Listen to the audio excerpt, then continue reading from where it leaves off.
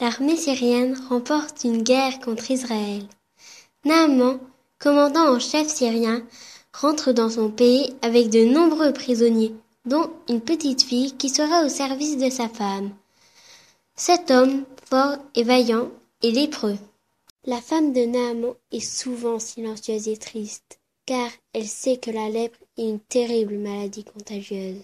La peau se recouvre lentement de taches blanches. Un matin, la petite servante, voyant sa maîtresse si triste, décide de lui parler. « Oh, si seulement mon maître allait vers le prophète de Samarie, il le guérirait de sa lèpre. »« Mon enfant, personne ne peut nous aider. » Mais Élisée le prophète est un homme de Dieu, et rien n'est impossible à Dieu. Aussitôt, la petite servante se met à expliquer comment Élisée, au nom de Dieu, guérit les malades. Tout en l'écoutant, la femme de Naaman s'écrie tout à coup. « Nous devons en parler à mon mari. » Quand Naaman rentre, la petite servante explique à nouveau.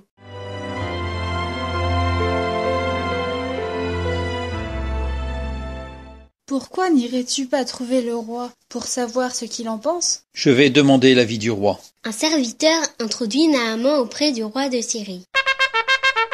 Le général Naaman.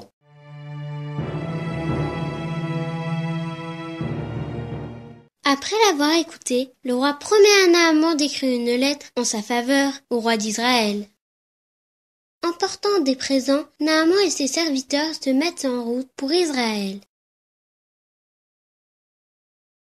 Naaman porte la lettre au roi d'Israël. Maintenant, quand cette lettre te sera parvenue, tu sauras que je t'envoie Naaman, mon serviteur, afin que tu le guérisses de sa lèpre. Le roi d'Israël déchire ses vêtements. Suis-je un dieu pour faire mourir ou pour faire vivre? Qu'il s'adresse à moi afin que je guérisse un homme de sa lèpre? Sachez donc et comprenez qu'il cherche une occasion de dispute avec moi.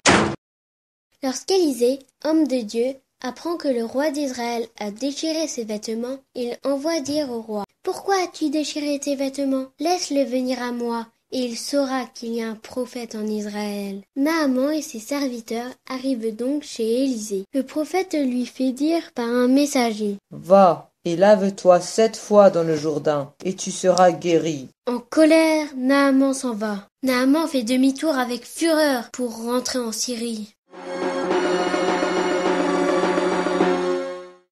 Voici, je me disais, il sortira vers moi, il se présentera lui-même, il invoquera le nom de l'Éternel, son Dieu, il agitera sa main et guérira le lépreux.